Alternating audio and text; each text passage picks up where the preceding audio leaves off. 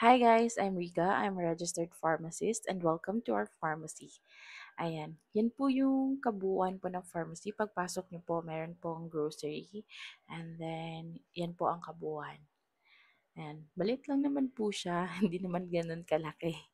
Tapos, ayan po. na- Pagpasok niyo po, may makikita po kayong grocery. Ayan, kaka-deliver lang po ng Yakult natin. I-display din yan agad ng ating dicer. Tapos, ayan po.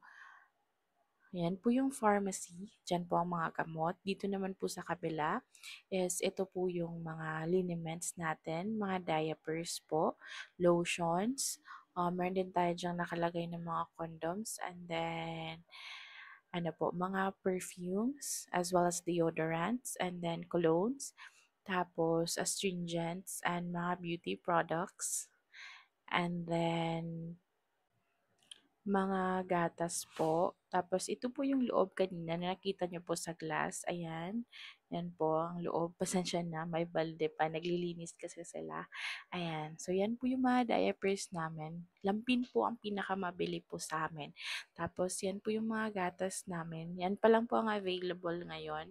Kasi yan lang naman po ang fast moving talaga dito sa amin. Kasi located kami sa barangay. Ayan. So, yan po. Tapos, ito po yung mga vitamins and mga gamot po para sa sipon. Hindi pa kami nakaka-restock. Kaya medyo konti pa lang siya.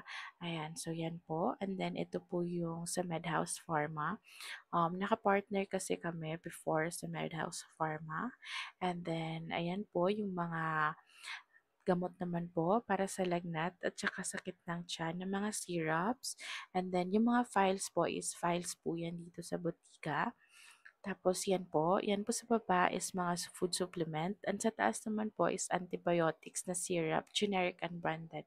Dito naman po is mga maintenance medicine. Dati po yung blue na nakikita nyo, lahat po yan, almost lahat po ng lagayan namin ng gamot ganyan. Pinalitan ko po siya ng mas maliliit para po mahirap kasi yun siya linisin and then ito po kasing yung maliliit, nagkakasya po lahat. Ayan. So, yung mga maintenance, mga pangsakit ng tiyan, yan po mga malalaki na box. Usually, ano po yan siya, sa mga sakit ng tiyan. Dito naman po is vitamins na mga capsule and then yan po is yung aming over the counter. Pasensya na masyadong makalat yung over the counter kasi yan naman kasi masyado ang binibili kaya parati siyang makalat. So ayan po. Yan po yung ating mga alcohols. Ibabalik ko po yan later sa video. Makikita nyo po. So, ayan. Yan po yung kabuuan. Naka-aircon po kami.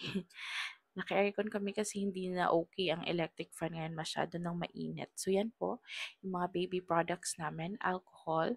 And then, mga mouthwash. So, yan po. Sabi ko po kanina, yun po sa taas is bodega po ng mga vitamins. And then sa baba niya po is yung pong vitamins na naka-faltas na. So, yan. Ayan po, over the counter po ulit. Yung sa gilid po ng over the counter is mga bodega po.